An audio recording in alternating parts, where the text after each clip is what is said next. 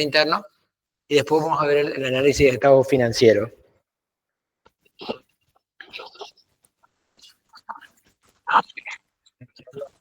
Nosotros hemos hecho un recorrido.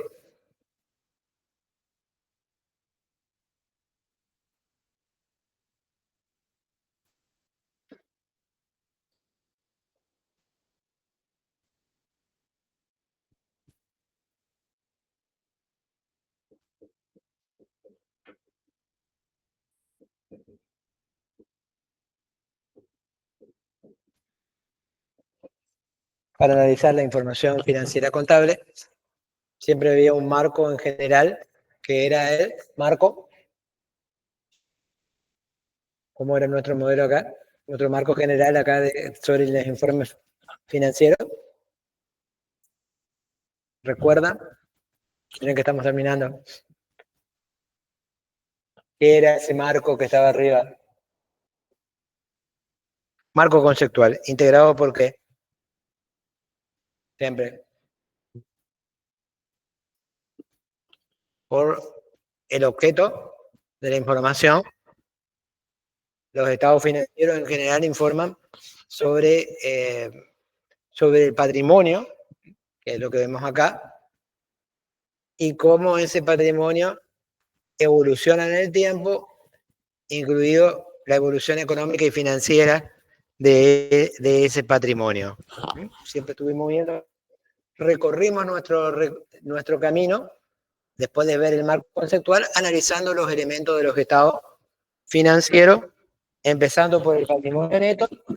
¿Recuerdan? Nuestro comienzo ahí por el patrimonio neto, el recorrido, y después seguimos por los activos fijos, es decir, la propiedad, planta y equipo. Posteriormente, es decir, de aquí pasamos para este lado con los bienes de uso, con los activos intangibles, después los bienes de cambio, ¿sí? Después crédito y otros créditos, conjuntamente con los pasivos, los mismos en una forma conjunta. Después analizamos caja y banco y también analizamos las inversiones. Ahora nos toca ver que en general en las empresas va a haber un sistema de control que se va a basar en varias cuestiones. Fíjense lo que dice acá, que es importante. Comprendan el plan de la organización y todos los métodos y procedimientos adoptados, primero, para proteger, ¿qué cosa? Los activos, porque los activos van a ser conjuntamente los recursos con los que cuenta el ente. Entonces, ese sistema de control interno que debería ser efectivo en una empresa debe proteger en primer término el activo, verificar la exactitud y confiabilidad de la información, incluida la información, ¿sí?, de tipo financiera contable, pero la información que circula por el ente tiene que ser de calidad, cumpliendo ciertos requisitos. Sintetizado acá está en la parte más importante: promover la eficiencia operativa, es decir, que las operaciones estén protegidas, en realidad todas las operaciones que hacen los entes, y alentar el cumplimiento, como corresponde, de que se apliquen concretamente las políticas que establece. Supónganse, en una sociedad anónima, ustedes que son, ¿cómo se llama? Los seguidores del profesor Viana, porque parece que administración tienen solamente con el profesor Viana, ¿puede ser o no? Bueno, ¿quién establece las políticas en una sociedad anónima? Pueden participar, no está prohibido que den su opinión. No se olviden que tenemos 4 clases más que van a estar a cargo de la profesora Sosa, todas son de carácter práctica, y posteriormente, creo que el 19, no me falla, el 19 va a ser un encuentro en donde van a hablar, ahí van a estar obligados a hablar, por lo menos en forma escrita, ¿sí?, el segundo parcial. Así que aprovechemos el encuentro de hoy, vamos a analizar algunas cuestiones en general, plan, ¿no? Viendo concretamente el examen este del 19, el que se va a tomar. Así que no se duerman justamente, ¿eh? La cuestión es que estén bien despiertos y no se pierdan. Entonces, a ver, 4 cositas que se destacan ahí. ¿Cuáles de esos conceptos, cuáles son las 4 si tomamos esta especie de control interno? ¿Qué llegaríamos? Tenemos 4 cuestiones a destacar. Para que quede claro. ¿Cuáles son las 4 cuestiones a destacar ahí del concepto? Primero, proteger los activos.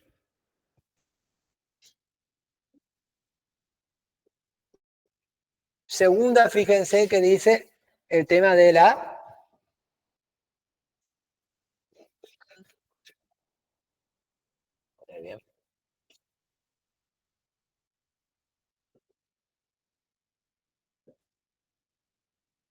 tercero, las operaciones. Y cuarto, a ver, tomar un esfuerzo, ya que el profesor colocó el 75%, ¿qué quedaría?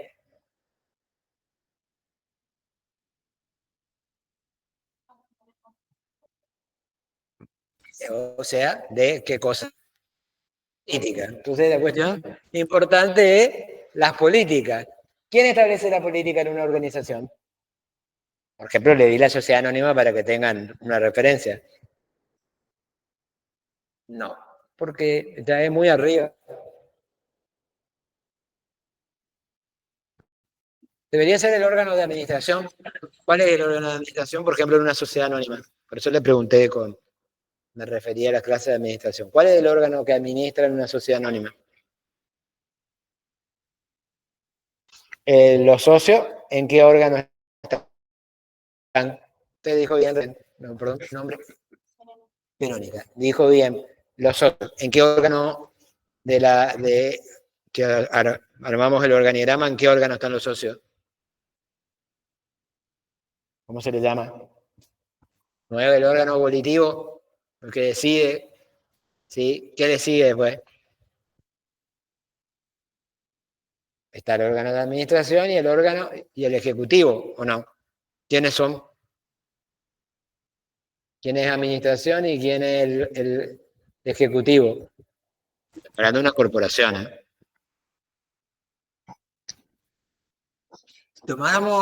Si tomáramos la población, el órgano ejecutivo, ¿quién es?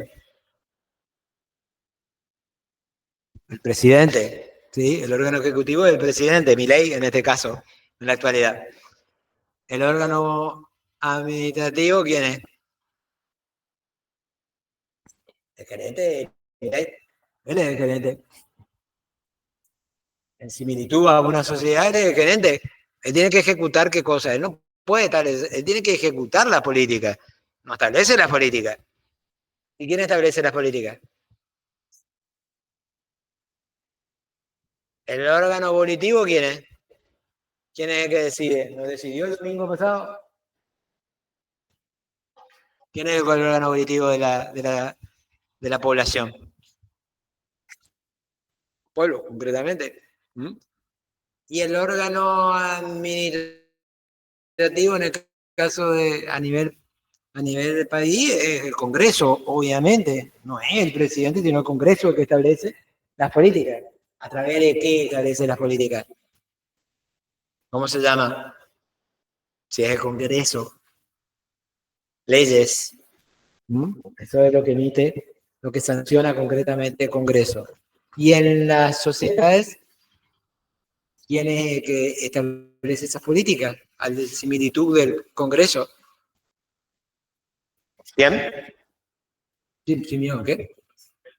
¿Eh? Puede existir la asamblea como el pueblo, ¿no? El pueblo establece la política, pero nada. No establece la política la asamblea. Porque básicamente no deja de votar nomás la asamblea, parece como el pueblo que tiene que ir y, ¿qué cosa? Darle nomás ¿cómo se llama? Las facultades o darle la representatividad y nada más, pero después deciden Los representantes deciden, en definitiva. Es el directorio. Me extraña que no lo ubican bien, pero en la sociedad anónima es el directorio, en realidad, el que establece esas políticas. Ya sé que las 15 horas, porque los veo ahí algunos que están bastante cansados, se nota. ¿Quiénes trabajan? Que no he preguntado, digamos. Usted sí, ya sé que está trabajando. ¿Quiénes más? ¿En qué? Registro automotor. Registro automotor. ¿Eh? Inmobiliario. ¿Alguien más? ¿En? Yo. ¿Algo más? ¿En?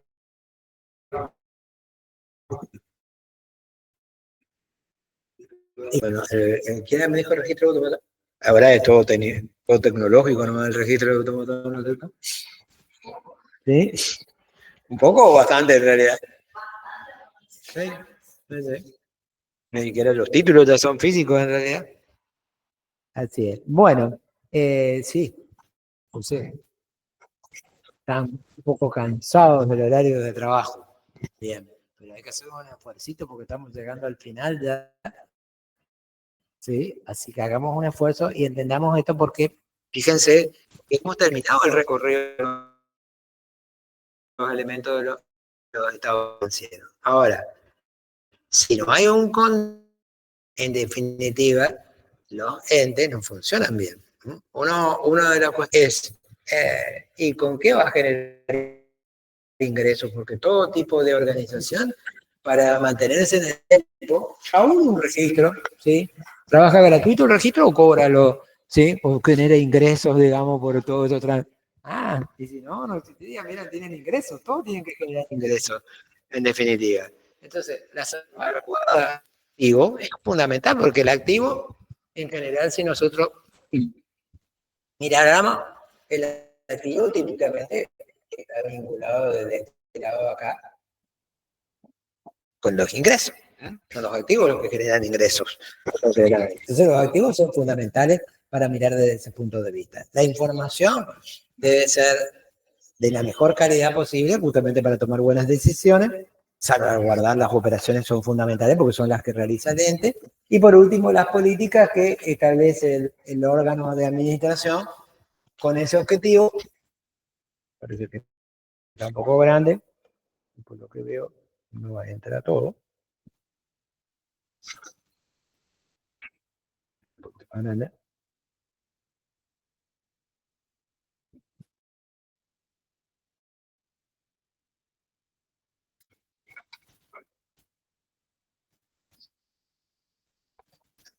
Entonces, ven, definición de control interno. La pregunta es, ¿qué es el control interno?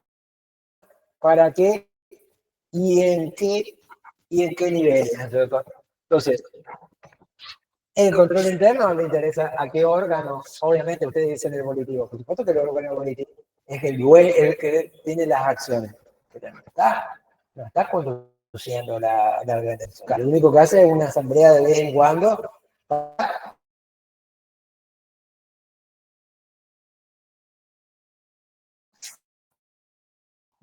votar alguna cuestión referencial y nada más. En general, como dice acá, dice consejo de administración, si es otro tipo de ente, es decir, depende del tipo de más que de ente del tipo societario, tiene que participar de ese proceso de control interno.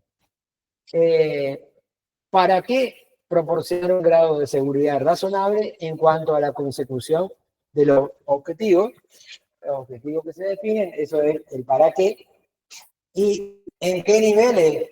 ¿Sí? De eficacia y eficiencia en las operaciones, confiabilidad de la información financiera, ¿sí? Y cumplimiento con las leyes y normas que sean aplicables, porque obviamente por más que un ente puede tener un control interno, tiene que cumplir las reglas generales que se establecen afuera y que le son aplicables porque son normas superiores a las propias que emite el propio directorio, ¿no es cierto? En sí, el directorio puede establecer políticas, pero debe cumplir cualquier sociedad con las leyes primero, ¿sí? Las leyes o los decretos o resoluciones de organismos que son externos y que tienen cierto, ¿cómo se llama? Autoridad de control, obviamente. Por ejemplo, en una sociedad, la Dirección General de Justicia, ¿sí? O la Dirección de Personas Jurídicas tiene concretamente ese rol. Una cooperativa tendrá también su tipo de control. Vayan interrumpiendo porque obviamente esto es importante que lo vayan viendo. Entonces, control interno. ¿Cuáles son los objetivos? Ustedes saben, ya, vamos buscando y vamos hablando del examen. En ese sentido, en general, nunca ningún tema se deja fuera del examen. Es decir, prestar atención porque todos los temas tienen alguna pregunta en el examen. O sea, control interno seguramente que va a haber alguna pregunta y lo mismo va a pasar con el análisis de estado financiero. Vamos a ver. Lo mismo, empezamos con bienes de cambio, les recuerdo. Seguimos con crédito, los créditos, los pasivos y el de los rubros, los elementos que están aquí. Agregado a el tema de requisitos de la información financiera contable y los hechos posteriores al cierre, las contingencias de los hechos posteriores al cierre y los ajustes de resultados de decisión, y van a ver, son dos clases que les faltan, con las profesoras que van a tener que dar estos requisitos y hechos que también están sujetos a realizar. Asegurar el cumplimiento de las políticas y procedimientos definidos por la alta dirección. La alta dirección es la que dice concretamente. ¿Por qué? Y porque si no hay control, miren, recuerdo perfectamente en una organización al ingresar que decía, lo que no se puede controlar no se puede gestionar. Entonces, la administración es gestión concretamente. Entonces, si no existe control, pueden haber muchos desvíos sobre las políticas y en definitiva la empresa va a empezar a ver acá abajo muchos resultados negativos que las puede hacer desaparecer concretamente. Por eso, la alta dirección establece ese tipo de políticas que se traducen en procedimientos concretamente.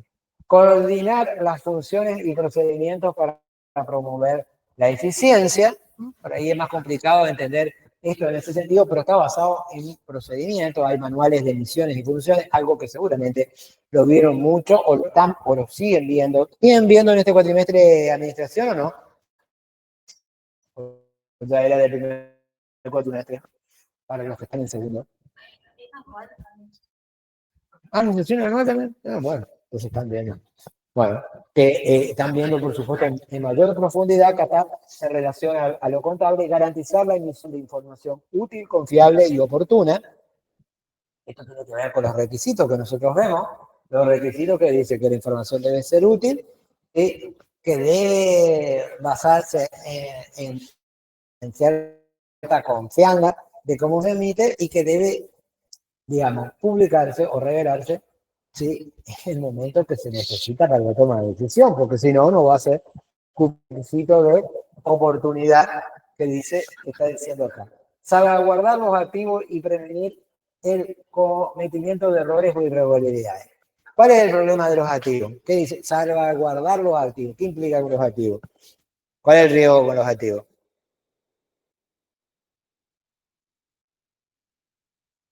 Esto que está acá, ¿no? Les recuerdo, lo que está a la izquierda de la ecuación contable. Podría ser de que termine perjudicado por alguna disminución en el activo del ente o no. O no hace falta tomar ningún tipo de medida de seguridad sobre los activos de la compañía. El inventario, por ejemplo. Si es una corporación que se dedica, que tiene mercadería.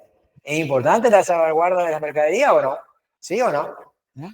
Ustedes vieron en los distintos lugares cómo pasan y tienen todo un código, digamos, sí, como para que van verificando las existencias completamente. ¿Y por qué? Porque si no van disminuyendo y si disminuyen, pero no porque van por un camino de la venta que implica.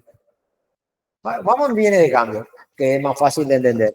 ¿Qué pasa si disminuyen los bienes de cambio ¿sí? O sea, baja el inventario, pero no siguiendo el camino lógico. ¿Cuál es el camino lógico? ¿Se ve cuando viene de cambio o no? ¿Cuál es el perjuicio para la corporación?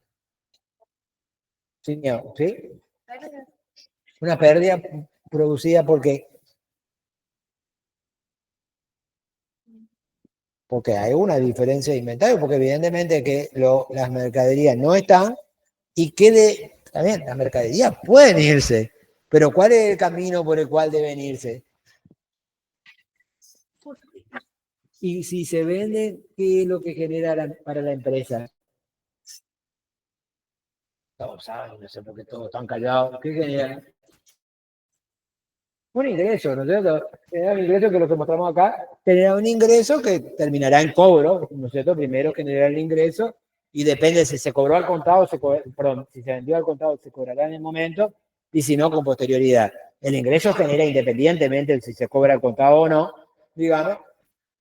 Obviamente que la empresa no va a ir muy lejos si no puede vender las mercaderías, ¿no es cierto? Y empieza a bajar porque evidentemente no tiene un buen control, ¿sí? Para tener seguridad sobre el inventario.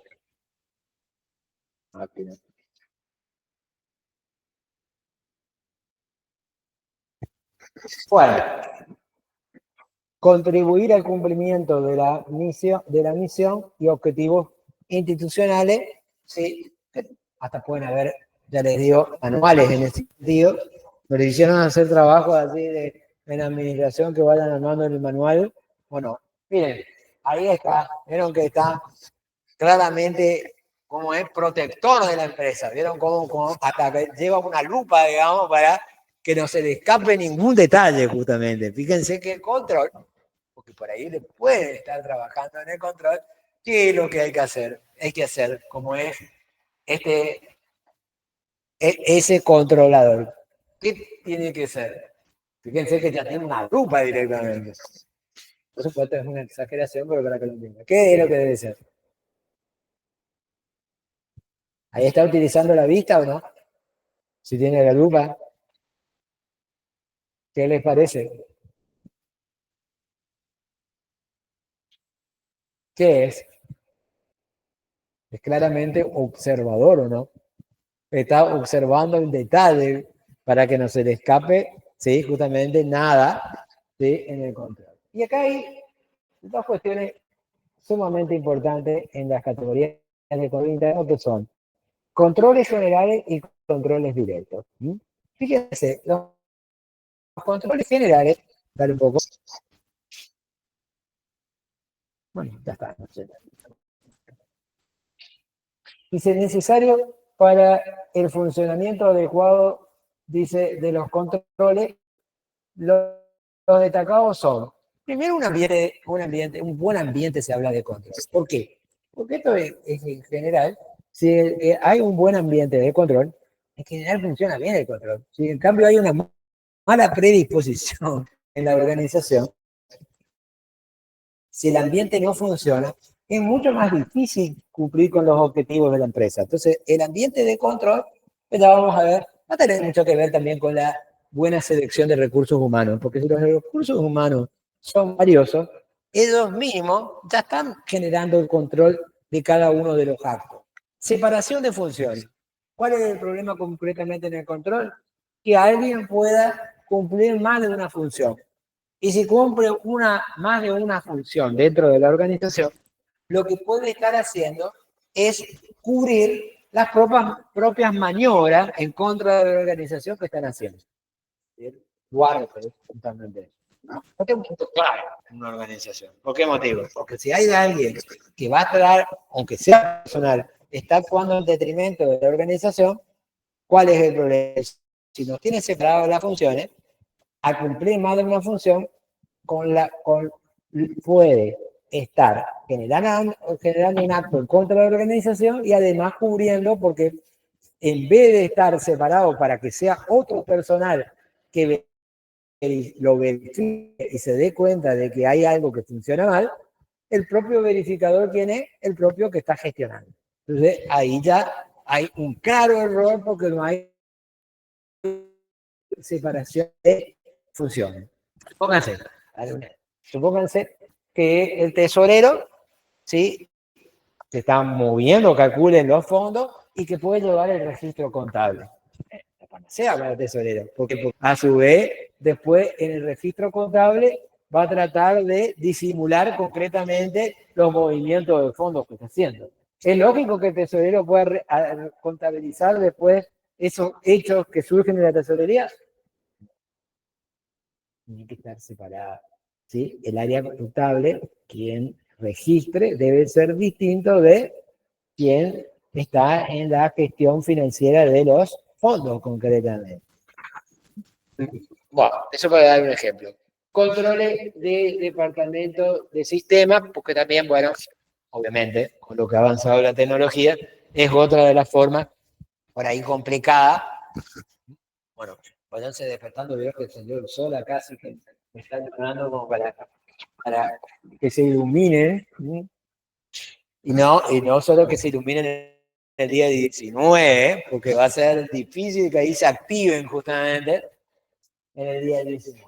Controles, quiero que me aparezcan todos el día 26. Ojo, si no van a tener una segunda vuelta, pero más complicada si vienen el 26. Controles directos, directamente relacionados con los objetivos de auditoría, de mayor o menor jerarquía que se clasifican. Ya van a ver que la auditoría ya es un control un poco más específico, pueden haber distintos tipos de auditoría, controles gerenciales, controles independientes, controles de procesamiento y funciones del procesamiento informático y controles para salvaguardar los activos. Siempre fíjense que los activos son parte de los objetivos que tiene el control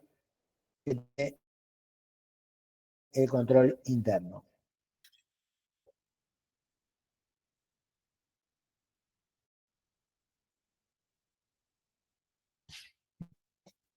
Vamos a los tipos. ¿Bajaron todo el material en el aula o no? ¿O no recibieron el mensaje? No. Lean, tiene un material mucho más amplio que lo que están acá en las diapositivas. Así que control interno y control interno contable y el administrativo. Fíjense, unimos las dos partes del título de ustedes, ¿no es cierto? Administrativo contable, como técnico. Entonces, ¿qué tenemos? El control interno administrativo se relaciona con la eficiencia en las operaciones establecidas por el ente y se refiere al control de administración de un ente de la empresa, la corporación en definitiva. Y el interno, en términos contables, comprende el plan de la organización y los registros que conciernen a la salvaguarda, por supuesto, de los activos y a la confiabilidad de los registros contables para guardar los activos y, por el otro lado, los registros, porque los registros son los que, en definitiva, un sentido de control. Por eso aparecen cuentas como las de depreciaciones acumuladas, que son cuentas de control, cuentas contables de control.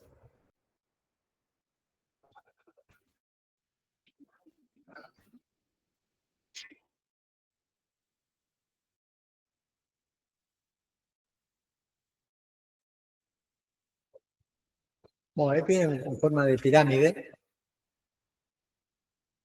¿Qué podemos ver en este sentido?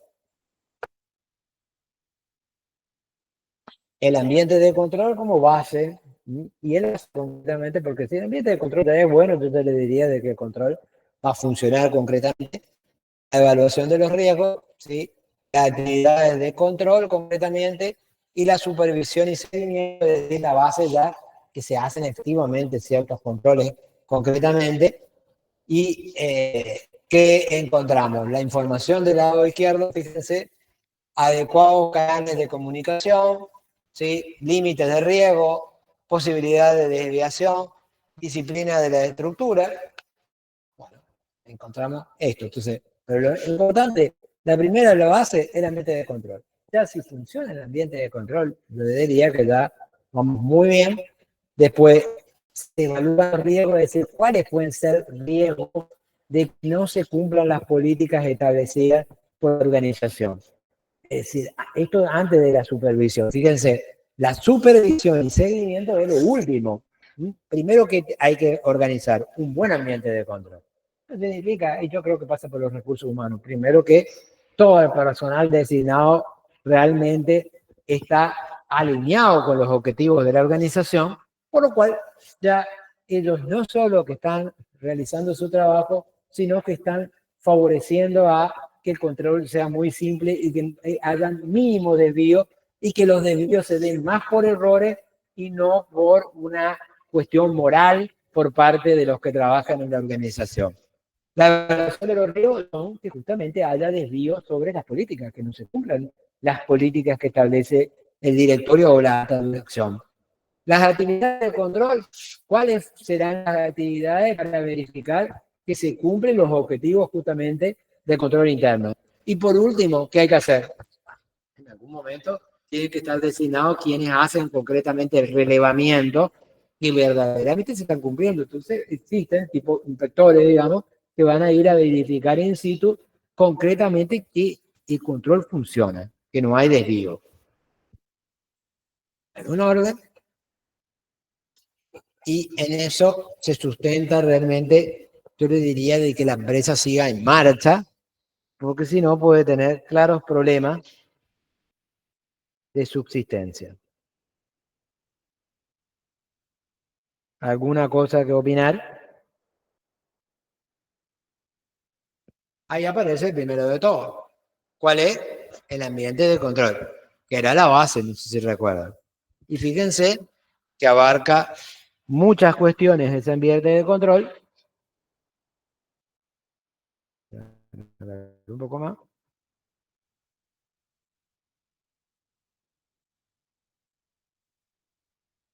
Fíjense la actitud de la alta gerencia. Por ejemplo, obviamente que la alta gerencia tiene que estar compenetrada con el control. No, si no, ya no va a funcionar. A ver, una organización en donde los que trabajan no están compenetrados con el buen funcionamiento, obviamente que es una organización en donde el control no va a funcionar concretamente. Entonces, la primera es la actitud de la alta gerencia.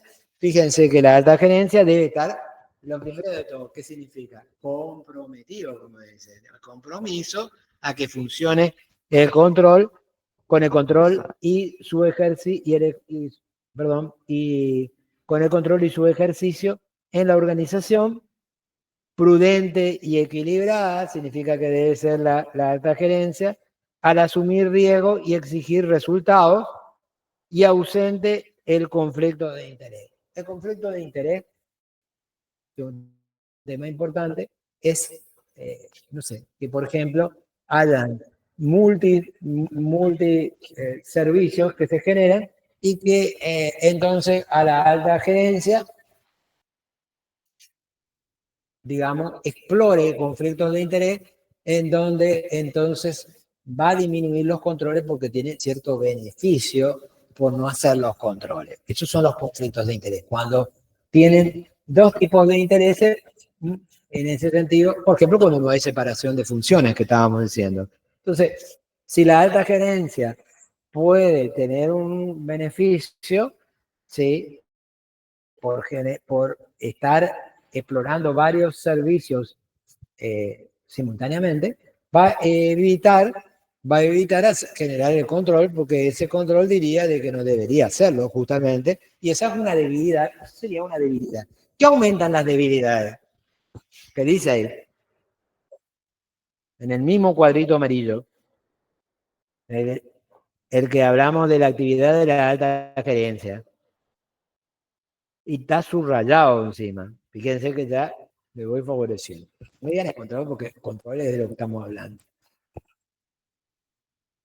Cuando hablamos de control, lo importante son, porque si hay establecido objetivos, el problema son los desvíos que se pueden producir. Y esos desvíos que se pueden producir, lo valoramos en términos de que, está ahí, por eso le estoy diciendo y está subrayado, en términos de que, ¿qué sería para la organización? Así vamos comprendiendo. Oh, está subrayado ahí en amarillo. Riesgos, los riesgos, son los riesgos. Sí, siempre cuando estamos en control, el problema es el riesgo. ¿Cuál es el riesgo? Y que no se cumple el objetivo en realidad, que haya un desvío. Si hay un desvío, es fantástico. No, porque justamente un desvío implica que no se va a cumplir el objetivo de control, en realidad. Entonces, los riesgos es algo que hay que merituar, es algo sumamente importante el tema de los riesgos, tanto en el control interno como en la auditoría, que ya vamos a ver, los riesgos de auditoría.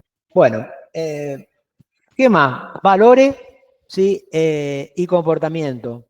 Prácticas de los recursos humanos, integridad, obviamente, un elemento fundamental, comportamiento ético y competencia. Está bien, comportamiento ético, estamos hablando de términos morales, y competencia, ¿por qué? ¿Qué les parece? Que el riesgo es, si es moral, el problema ya es un riesgo de alguna actitud, ¿sí?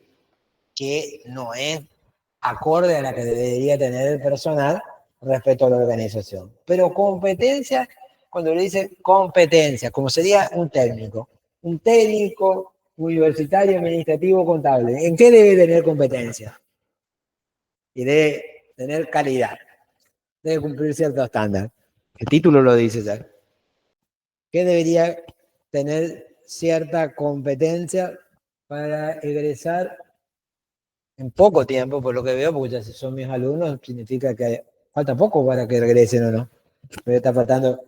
¿Le falta alguna otra materia más que contabilidad? ¿Sí? ¿Todos? ¿Pero cuánto? ¿Finanzas? ¿Finanzas? ¿Y alguna más? Ya sé que el seminario es el último, pero digamos, pero antes, ya sé que el seminario es el último, pero ¿le falta a vos contabilidad 2? Sí, todo el segundo cuatrimestre de segundo año. ¿Todo? Sí, estamos en segundo año. Administración, Sí, contabilidad y finanzas. sí, ayer, matemáticas financieras. Matemáticas financieras del segundo cuatrimestre. Sí. Ahora, pucha, hay muchas materias que tienen. Bueno, falta alguna. ¿A usted? Y después hacer el seminario. ¿Alguien más está como Duarte? Que solo le falte hacer contabilidad, ¿no? ¿Qué materia?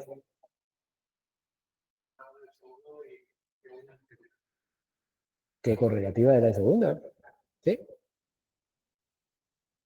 Finanzas Finanzas y contabilidad. y taller. Y taller. Y después el seminario. Y taller. Sí, con finanzas se tiene aprobado. Ah, ahí va. La joven, ahí la escribiente del curso. Me falta esta Y nada. Ah, qué bien. Para hacer el seminario está como también. Qué bien. Espectacular. Ah, bueno, está bien. Está avanzada. ¿Ustedes? Es el segundo. Segundo cuatrimestre. Tienen aprobada la primera cuatrimestre. Bien. También. Bueno, también. También. Esta finanza y lecol. ¿Y Lecol. qué es la ECOL? Legislación, ¿qué es? ¿Eh? Comercial laboral. Ah, perfecto. esta y finanzas. Y finanzas. Ah, falta poco en eso. Y la del segundo cuatrimestre también. Segundo cuatrimestre, que me organizó bien. ¿Vieron? Está perfecto, está perfecto. También. También, eso. Bueno, bien, bien, bien. Perfecto. Bueno. Van llevando la materia al día, ¿eh? Bien, ¿eh? Excelente. Perdón, el plan de estudio al día de hoy. Recursos humanos. No, ¿cómo insistir? Estábamos en la competencia, ahora me acuerdo. Porque quería ver en qué estaban. ¿Qué es el tema de la competencia? ¿O por qué un riesgo la competencia? ¿Cuál es la competencia, dijimos, del técnico? ¿En qué debería demostrar conocimiento y habilidades? Dice el título, en términos de administración y de contabilidad. Nosotros, en esas dos áreas deben tener las competencias. Y en este caso, cierta debilidad al revés, en la competencia de los trabajadores de una corporación. ¿Qué puede generar? Que es objeto de control. Control no solo está porque hay personas malas intencionadas, que serían cuando hablamos de la parte ética. ¿Está claro? Entonces, ¿qué otro problema puede haber? Por ejemplo, si ustedes no aprenden bien con la profesora Sosa ahora, y van y le dicen, la conciliación bancaria, dice, no le prestamos mucha atención cuando la profesora estaba ahí con la conciliación bancaria. ¿Qué implica? ¿Van a hacer bien o no? ¿Van a hacer bien la conciliación? Difícilmente. ¿Y qué se va a producir? Un riesgo. ¿Por qué? Por falta de competencia y que genera un error. Típicamente va a salir mal. Los errores se producen por falta de competencia concretamente. Entonces, no es solamente por gente que actúa de mala manera, sino cuando hay falta de competencia favorece que aparezcan errores, ¿no? Que deberían cerrar concretamente, sí, deberían hacer bien y seguir todos los procedimientos, pero no lo hacen. ¿Por qué? Porque les falta la competencia para darse cuenta necesaria de algunas cuestiones para terminar las operaciones, pero operaciones terminan generando errores. Esos errores también deben corregirse, como por ejemplo, que está bien y resulta de que no estaba bien la conciliación bancaria y eso puede producir, sí, ¿qué cosa? De que se le reclama al banco que tenía que haber acreditado determinado fondo y el banco, mientras que no le dan el reclamo, no va a acreditar.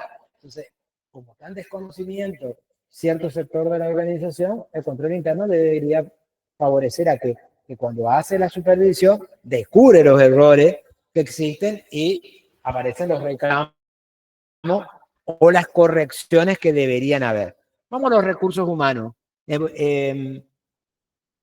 Bueno, dice, se exhorta a los dos primeros, está hablando de el comportamiento ético y de la competencia, que las dos cuestiones son fundamentales. El comportamiento ético, porque hace un error que directamente, ese ya es un error, a ver, complejo, porque ya hay personas que no deberían trabajar, porque si hay que desde el punto de vista ético que controlarlo, los riesgos que hay de desvío con las políticas son muy, muy, muy grandes.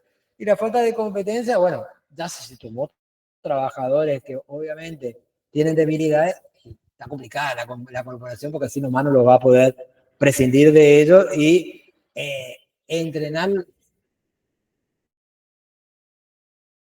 tal vez pueda entrenarlo, eso sí, por ahí puede entrenarlo y formarlos en las competencias que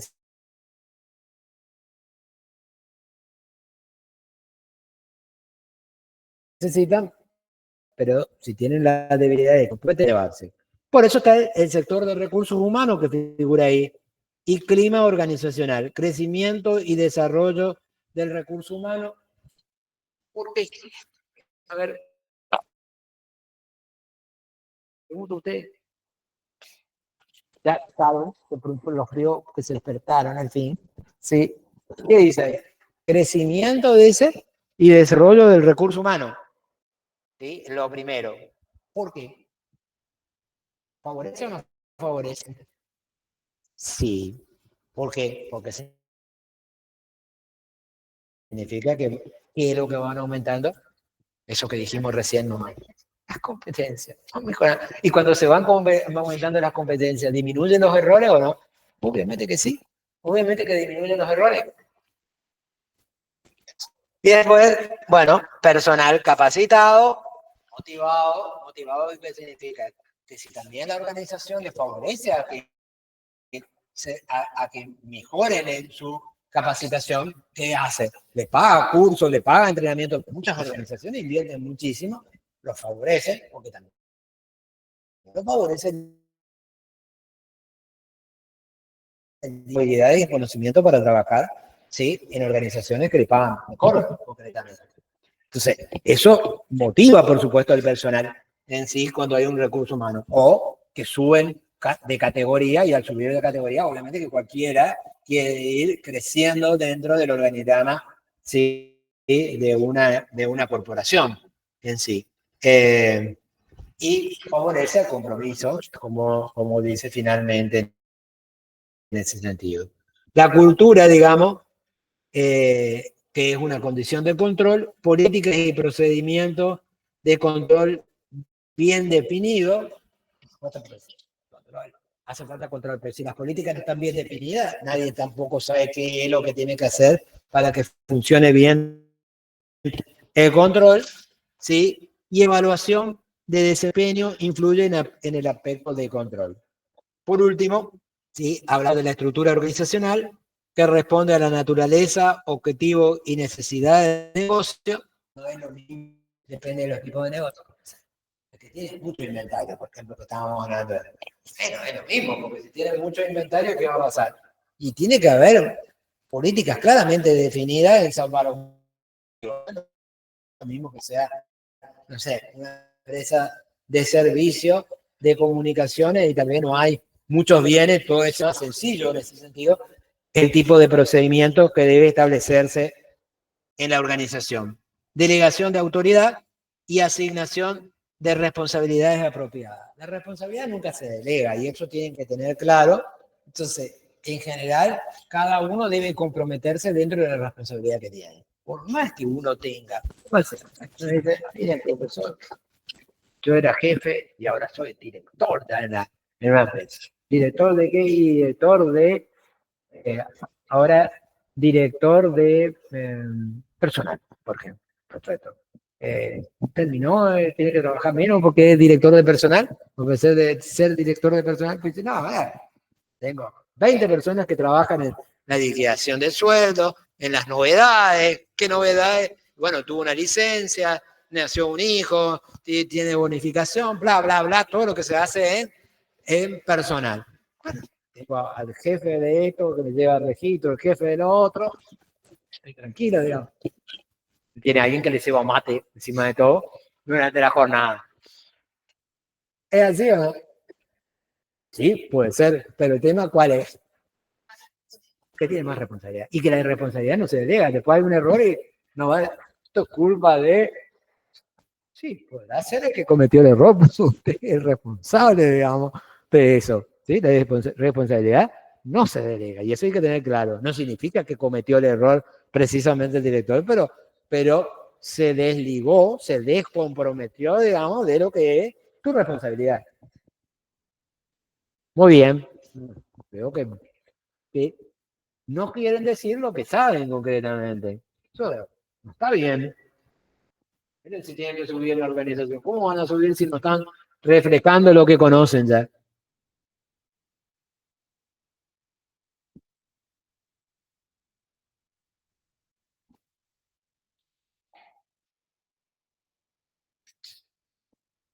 Y ahora sí entramos en la auditoría. La auditoría es como un control mucho más específico que debería existir un sistema de control interno primero para que aparezca la auditoría que puede haber de distintos tipos. Entonces, fíjense, ¿qué es una auditoría? Proceso sistemático, primero, que se genera, ¿sí?, en el tiempo, que debe ser independiente, porque si la auditoría no goza de independencia, ¿cuál es el problema? Y que no puede hacer su trabajo. ¿Por qué? Porque no puede hacer esto, no puede hacer lo otro. La dirección le dice, no controle acá, anda y controla tales sectores, pero este no. Obviamente porque no debe estar funcionando bien. Entonces la auditoría no puede ingresar a ese sector para verificar. Entonces la auditoría debe ser independiente para poder, ¿qué cosa? Hacer su trabajo como corresponde y detectar cualquiera de los inconvenientes que hay, ya sea por fraude o por errores, debe poder trabajar para hacerlo. Documentado, siempre la auditoría va a buscar documentos y va a elaborar papeles de trabajo. Lo que hay que tener bien organizado son los papeles de trabajo, ¿sí? Ver una planificación que es fundamental para ejecutar una auditoría y en esa planificación tiene que estar determinado los sectores que se van a hacer, ¿sí?, los objetivos que se van a perseguir de control, ¿sí? En los papeles de trabajo deben constar la documentación que se va a recabar concretamente para que quede como prueba o evidencia concretamente de la auditoría, porque lo que va a buscar es evidencia, ¿sí?, del buen o del mal funcionamiento del sector concretamente. Evaluando, bueno, documentada para obtener evidencia, fíjense, evaluada objetivamente con el fin de determinar en qué grado se cumplen los criterios de auditoría. Y más que todo, los objetivos de los controles para que funcione bien la organización. Sistemático, no aleatorio, ¿sí?, metódico, ordenado. Las auditorías son una actividad planificada y programada. Si uno no planifica bien la auditoría, seguramente que va a ser un fracaso la auditoría, porque lo cuestión es planificar. Muchas veces también tiene que tener el sentido una auditoría. ¿Le tocó o no recibir alguna auditoría en el trabajo? ¿O no? ¿Sí? ¿Sí? Bueno, ¿interna o externa? Porque puede ser que haya un órgano que es el de la auditoría dentro de la empresa.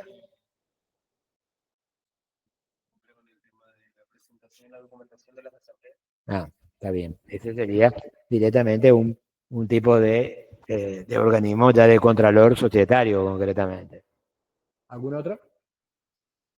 Bueno, una de las cuestiones generales que muchas veces utilizan es, por ejemplo, si hay sospecha de de alguna actuación en detrimento de la organización. Para que la auditoría sea exitosa, ¿qué debería, digamos, estar verificado? Debería contemplar la auditoría. Porque hay alguien que está actuando en contra. Sí,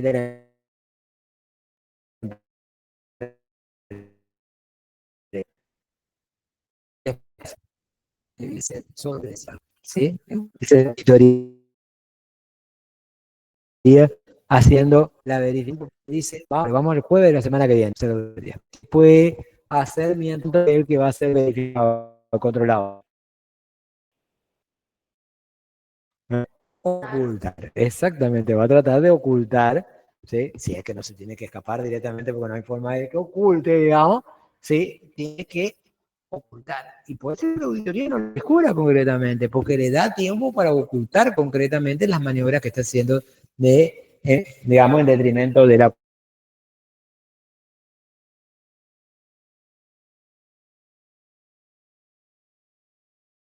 corporación. Muy bien, exactamente. Una actividad planificada, programada.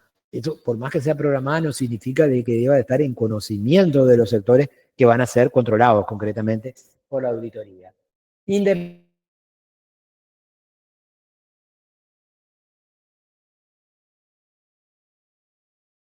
puesto que los auditores deben ser independientes de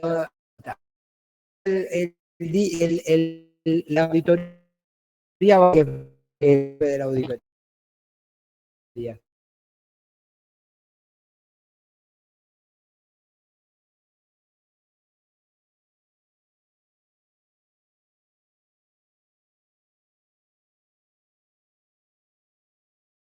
Va a decir justamente porque va escondido, inclusive estabilidad, o fijando que teóricamente es un requisito indispensable. Cuando es la auditoría que es la que mira los estados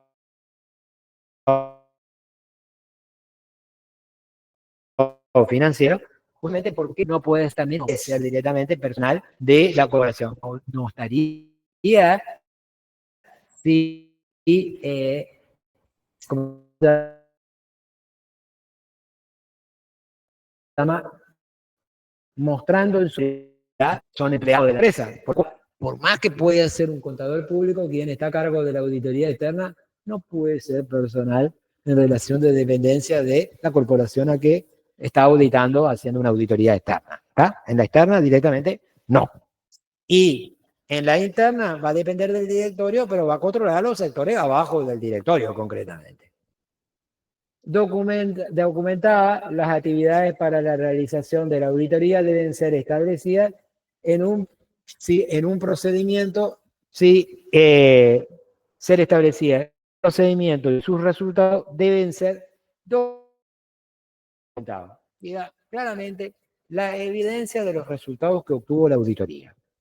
¿Eso para qué sirve? Una vez que deja las evidencias. Por ejemplo, señala ciertos defectos que encontró. ¿Para qué sirve? ¿Qué le parece? ¿Va a ser la única auditoría que va a hacer o va después alguna vez de nuevo vuelve a auditar el mismo sector? ¿Y qué es lo primero que va a tratar de verificar en ese sector? Que el sector haya corregido correctamente, haya corregido esos defectos que le señaló la auditoría. La auditoría lo primero que va a hacer cuando vuelva al sector es tal cosa que fue señalado debe estar corregido.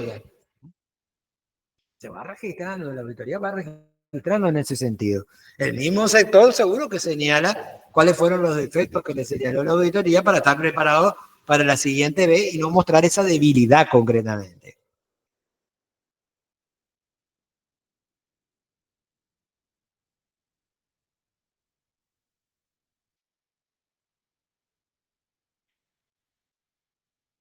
Bueno, es como un camino. Ahí está el camino bien señalado de la auditoría.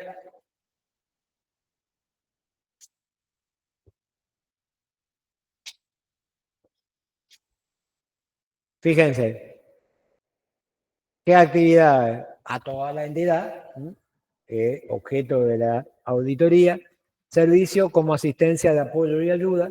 Obviamente que el objeto de la auditoría tampoco es, ¿sí? de que quede, ¿cómo se llama? Amonestado alguno del objeto que funcione bien y que se cumplan todos los objetivos que tenga la organización. Respeto, que hablábamos al principio, que los activos estén protegidos, que la información sea de calidad, que las operaciones sí lleguen a puerto y que las políticas se cumplan concretamente. Es un control de expertos en controles. Tienen que ser sí o sí los auditores, contadores públicos. No. Sí, en la auditoría externa, el auditor externo sí, pero porque estamos hablando de los estados financieros. Pero en la auditoría interna no es necesariamente que sea un contador público, porque es una auditoría de tipo interna concretamente. ¿Está? Auditoría interna, auditoría de gestión, auditoría de calidad. Hay montones de auditorías que se pueden hacer, en la cual no es necesario. Solo la auditoría externa que revisa los estados financieros, ahí sí se requiere que sea un contador público. Bueno, la auditoría interna, auditoría, entonces revisión y evaluación a fondo de aspectos administrativos y operacionales de una entidad, ¿sí? Realizada por la propia entidad de manera integral, independiente, desarrollada en plena libertad, sin limitar su revisión, reporte o conclusiones, que era lo que dijimos, el reporte va a estar limitado si tiene que, si pendiente de un sector, obviamente que no le va a hacer en realidad. Evaluación confirma los elementos que sirvieron de base para sus conclusiones, o sea, obviamente, cuáles son la documentación que tomó como evidencia, son sobre lo que va a emitir su opinión concretamente, examina, contempla hallazgo y deja un juicio evaluatorio, porque es un evaluador en definitiva.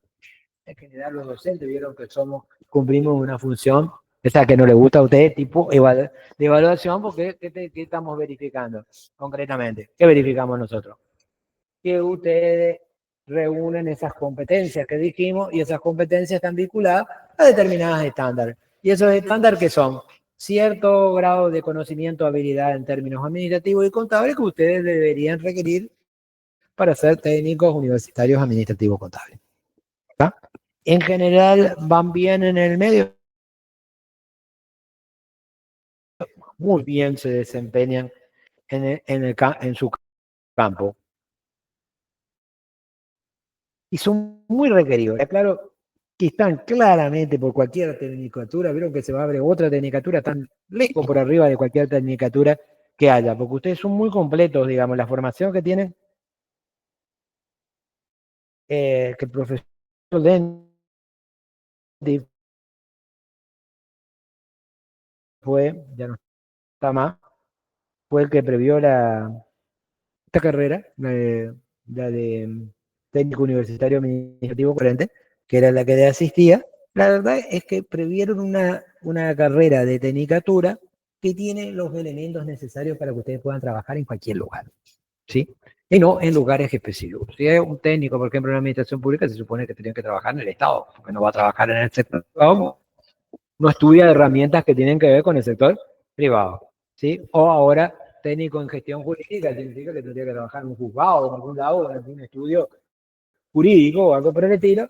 En cambio, los técnicos, vamos, ya que estuve en la última clase con ustedes y ustedes van a ser pronto técnicos, pueden trabajar en un estudio jurídico, sí, pueden trabajar en un estudio contable, pueden trabajar en un consultorio médico que tienen asistentes en ese sentido, también. Pueden estar en un hipermercado, también. Por eso me parece que fue el éxito de esta carrera. Empezó en el año 98, comenzó la carrera y empezó a término. Era una carrera a término que significaba que yo creo que era 2, 3, 4 años, no sé, 2 cortes y se terminaba. Y estamos en el año 25 y todavía seguimos, hace años festejamos entonces las bodas de plata, digamos, el aniversario de plata de los 25 años, ya estamos en 27 años de carrera de tecnicatura. Bueno, como podrás ver, también alentados por el profesor que van a trabajar, seguramente que van a trabajar y van a trabajar bien, que es lo importante. Bueno, vamos a la auditoría. ¿Qué hace concretamente? Planeación, que dijimos, lo primero era la planificación de la auditoría. Tiene que contemplar todas las cuestiones sectores que va a controlar qué tipo de actividades van a ser las controladas, porque no significa que todas las actividades del sector, la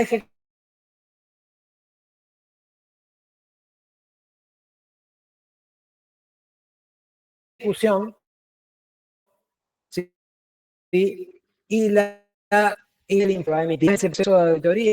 Primer punto, definir la definición de la auditoría es el alcance. El alcance y se va controle todo lo que haga el sector.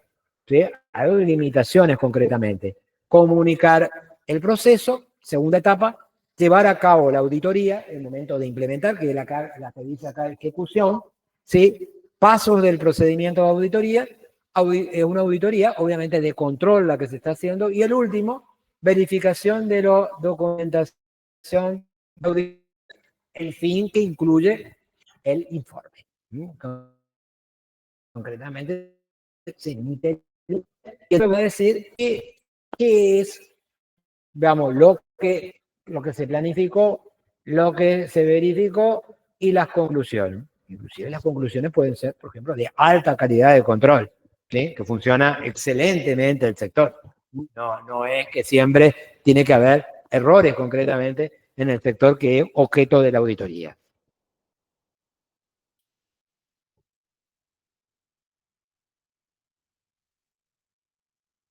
Bien. Manos a la obra, obviamente, de hacer la auditoría.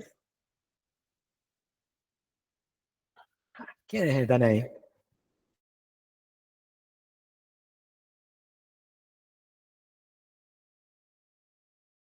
A ver, quiero conocerlo. Impresionante. ¿Quién es? ¿Está presente? Ah, muy bien, felicitaciones. Usted es un teórico práctico, entonces, porque está casi que en la excelencia. Va a ser todo bien el control, entonces, cuando vaya al control interno. Bueno, ¿y cómo va en la materia? ¿Va llevando bien para el segundo parcial? ¿Sí? ¿Qué cosa? Bien. Pero vaya, porque veo que son muchos temas, ¿eh? De hecho, capaz que son más temas que en el primer parcial, porque fíjense que a lo de los rubros que charlamos se le agregan estos 2 temas que van a ver que tienen sus elementos. Después vamos a mirar el análisis de estado financiero, que es muy bueno. Alves Víctor, Santiago. Joven. El hombre presente siempre. ¿Sí? La más linda materia la de contabilidad. ¿no es cierto? ¿Sí o no? Muy bien. ¿Preparado para el segundo parcial? Ahí está. Muy bien. ¿Qué pasó con los dos? Que en el primer parcial tuvieron insuficiente la lectura. Bien dicho ahí, ¿eh? Bueno, también hay después Aquino Mariana. ¿Quién es? ¿Presente? ¿No está? Debe estar en la aula porque hay 23 en el híbrido. Aquino, ¿está presente ahí? Debería estar porque 23 más los que están acá me está dando más números, capaz que. No, son 38, creo. Ustedes son la corte, en los 27 años, la corte más exitosa de contar, hasta el primer parcial, obviamente. No, no me vayan a defraudar en el segundo parcial, ¿eh? Bueno, no quiere decir, evidentemente, perdón, no lo dije aquí, ¿no? Ávalo María. ¿Quién es? ¿Tampoco está presente? Y en el aula, en el híbrido, parece que los del híbrido no tienen voz. Bueno, esa es Ávalo María. Basam Sofía. Bien. Está bien equilibrada. No, más arriba en teoría que en práctica, increíble. Muy bien. ¿Qué pasó? ¿Le sorprendió el primer parcial y tuvo que ir al recuperatorio? Pero levantó bien, 8. Muy bien, excelente. ¿Eh? Que eso fue lo que yo les destaqué, porque no es que solo aprobar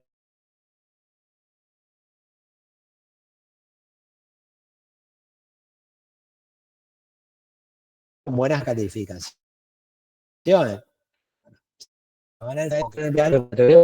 Cansaron nomás. Benítez Camila, presente, en alguna forma, parece que no. Bogado Jessica.